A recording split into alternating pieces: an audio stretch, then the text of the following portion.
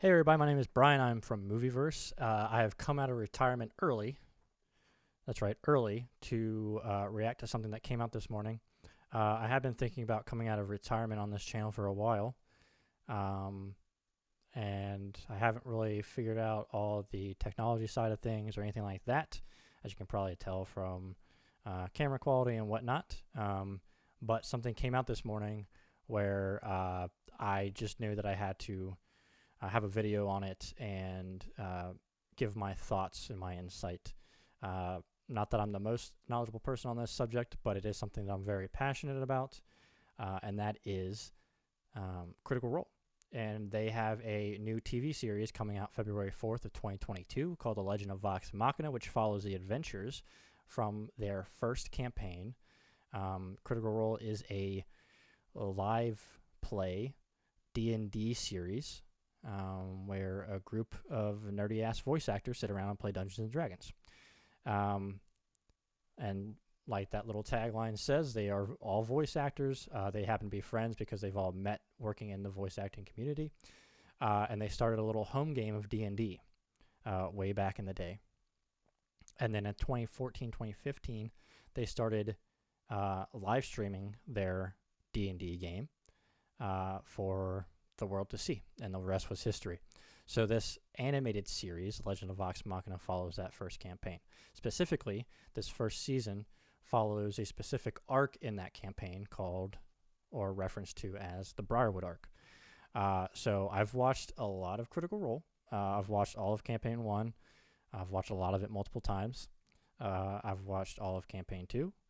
And really excited for Campaign 3. But I have all my nerd cred on display right now. I got all the Funko Pops over there of all the Critical Role people, except for Trinket. I don't have Trinket, I'm sorry. I've got this Critical Role sweatshirt, and this is the Vox Machina sweatshirt, and I got my Strong Jaw Ale t-shirt on as well. And then so I guess I should explain that this animated series was originally supposed to be a animated special, and they Critical Role, they put it on Kickstarter, and they let their community of critters help fund that special. Well, the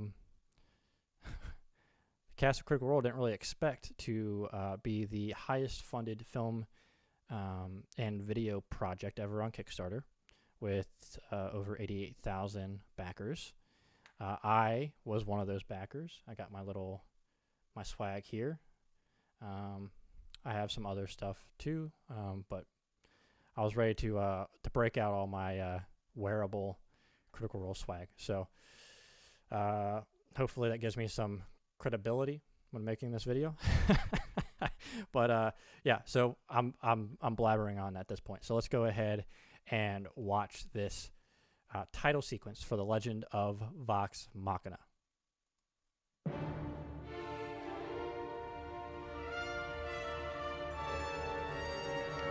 Raven, Shooting Fate, Achilles. I'm really excited to see how they use magic in this, how they animate it. Grog and Pike. That's the money shot right there. Ooh. Vex and Vax. Twins. And Trinket. Percival. Oh, so good. Scaling. Looks like the Underdark in this little title sequence. Real slide today. Hero shot here. I like this. The music is amazing.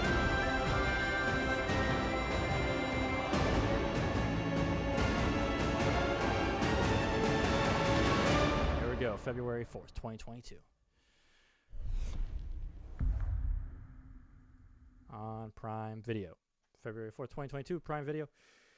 Which makes sense because Amazon owns Twitch, and that's where Critical Role does a lot of its live streams for their campaigns.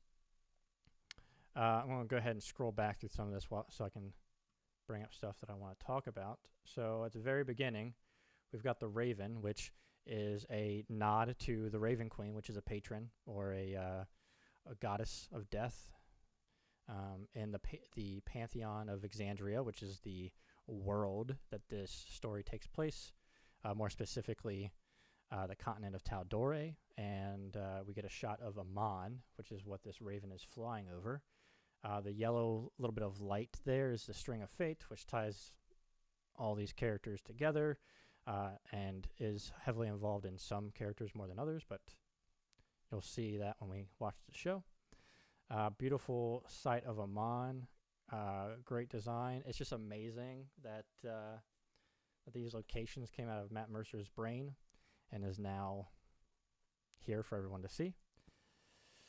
So it looks like the Raven and the String of Fates breaks into different pieces. Again, tying into all the different characters. 1, 2, 3, 4, 5, 6, 7. Yep. 7 different characters. 8 if you count Trinket. Don't forget. Justice for Trinket. Anyways, moving on. So we got Keyleth here. She is a druid of the Arashari. So druids use the magic of nature. And so powerful, especially at higher levels, druids are. There's a shot here where Keyleth transforms into a tiger, what Marisha Ray would call her minxy form. It's a good shot there. And then we got Grog, who is a Goliath barbarian, wielding his great axe, running with his buddy Pike, who is a cleric. And this upcoming shot here, they jump through the mouth of whatever monster this is. I'm not 100% sure on what it is based on this shot. Jump through the mouth, come out the back.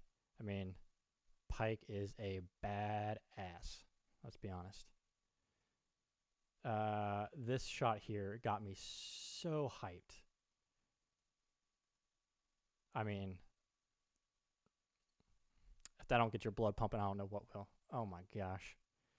I mean, obviously there's a lot of blood in this title sequence, which tells you this is a show that's not for kids, and neither is really their live streaming campaigns. It's very much adult oriented.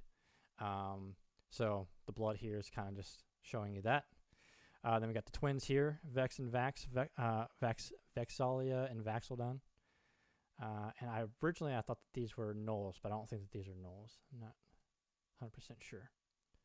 I mean, all these creature designs are going to be different than what I picture in my head when I see creatures, or different designs from what they are in like the monster manual or things like that. There's a lot of leeway here for them. So Vax is a rogue. He's got some daggers that are his main choice of weapon, and then his sister Vexalia with her bow and arrow. And then we got some backstory here with Vex, Vax, and Trinket. I'm sure they'll go into that in the show, so I'm not going to give any of it away here. And we got Percival, DeRollo, and he is just brooding, isn't he? So a lot of this first season is going to revolve around Percy and his backstory. And also in this world, guns do not exist, or at least they didn't before Percival invented the first gun. So, sometimes you got to deal with the consequences of your actions. I think of Vox Machina as a Avengers-esque kind of group. Me and some of my friends have talked about Critical Role and them creating this show, as well as there is a D&D movie that's coming out in 2023 that has Chris Pine and Reggae Jean. I almost said Jean Paul, and it's not. But the guy that's from Bridgerton, they're making a D&D movie set to come out in 2023. And some of my friends were like, well, how do you make a D&D show or movie? Because D&D is a game system that is used to tell a story. And the one thing that Critical Role has done really well is they've made this very narrative-based show, but it's also a game. They are a group of friends playing Dungeons & Dragons, but they are also telling a story together. And Vox Machina, being the group from their first campaign, was very engaging, very intricate, and the first big story arc that people say are their favorite from Campaign 1 is the Briarwood arc, which is what this season will follow. And the Briarwood arc heavily deals in Percy's backstory.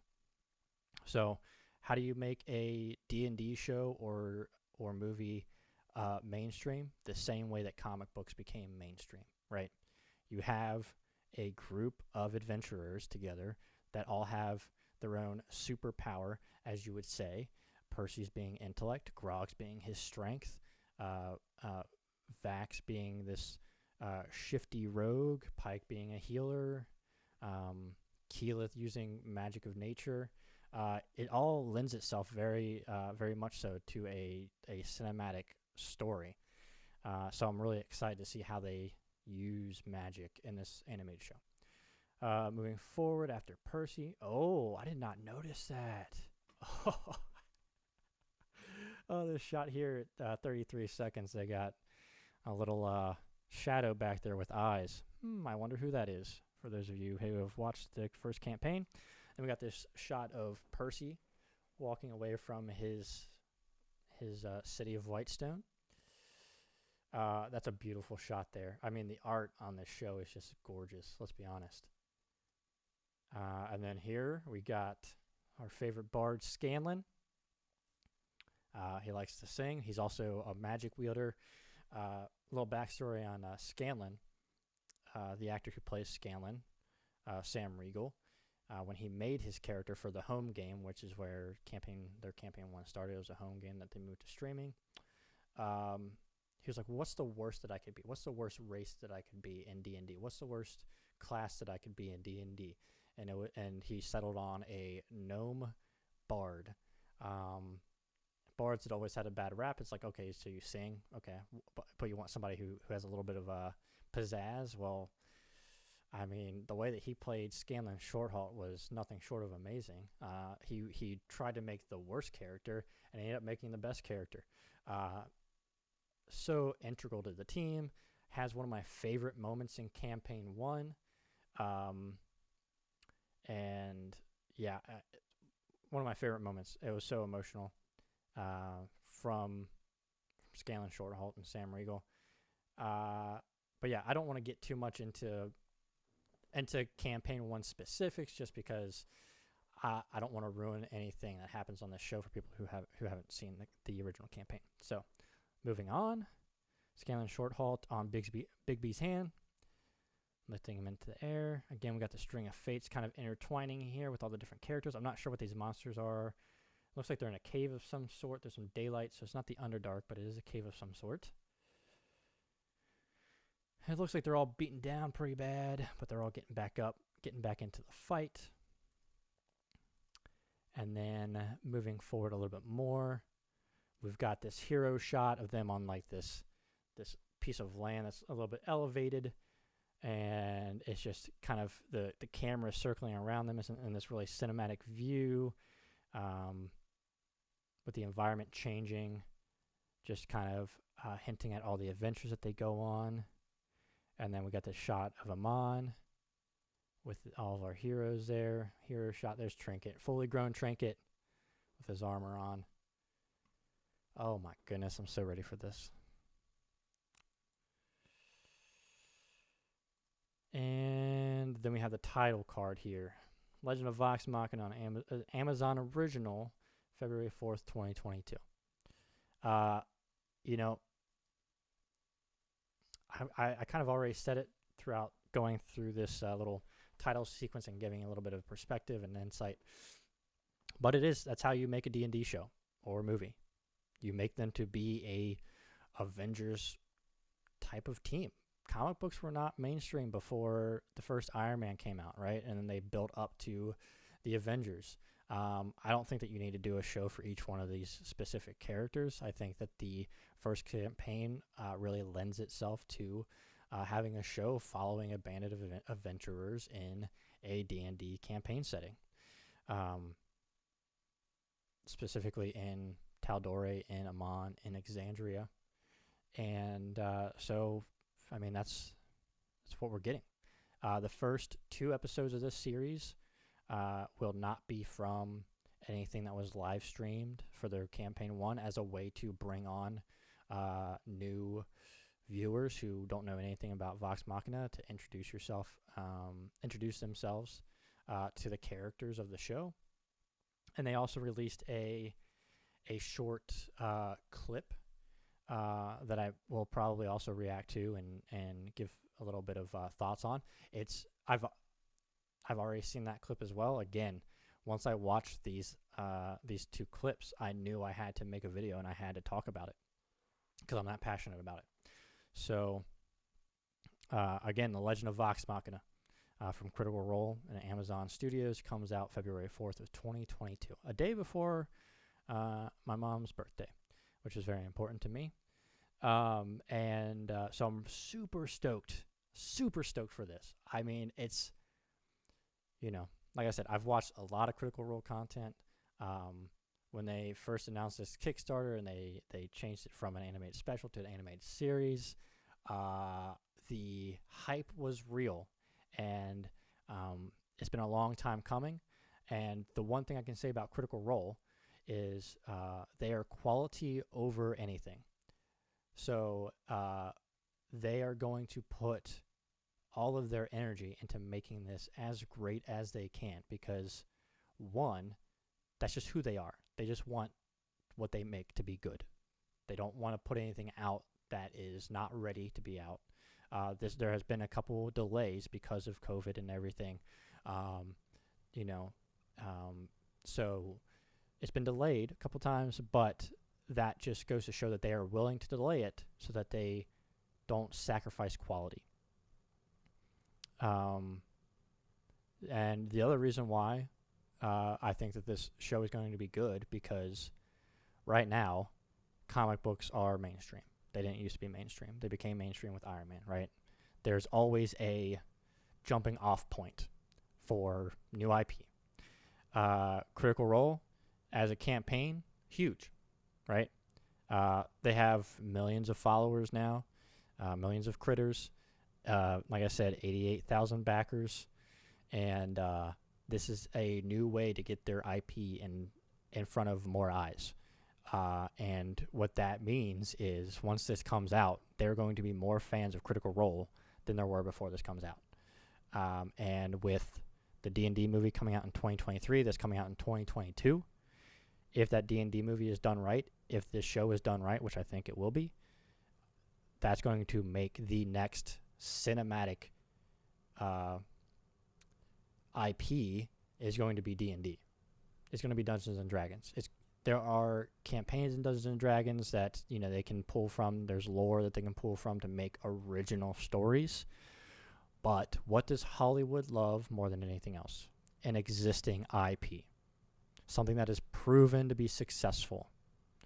Critical Role is proven to be successful, not only with their live streamed campaigns, but also with their Kickstarter.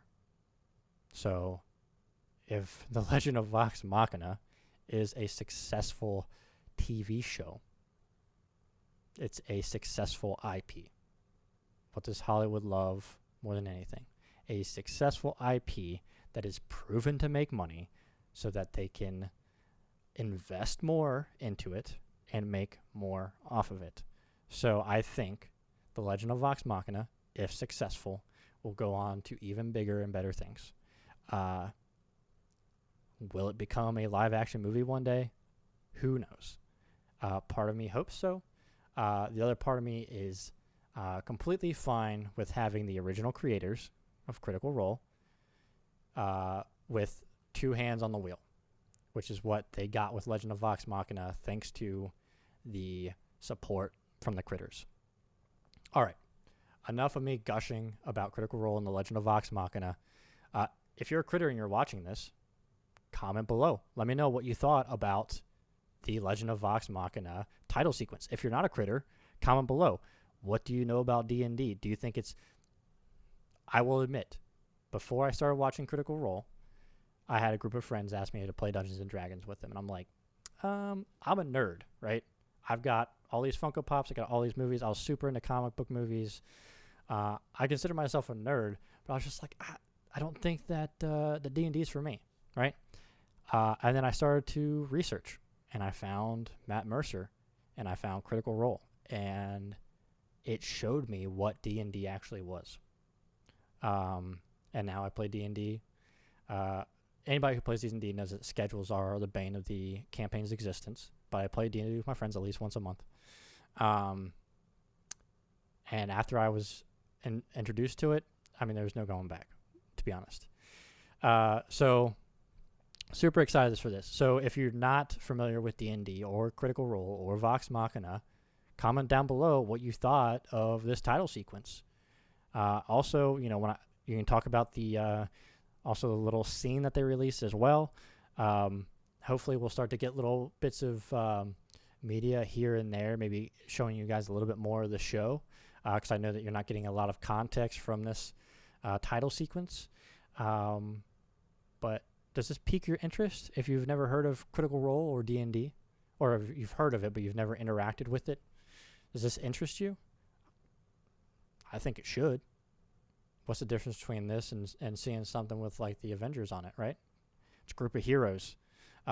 Anyways, thank you guys so much for watching. Again, this brought me out of retirement. Super excited for this show. And hopefully there will be much more to come here on Movieverse. See you guys later.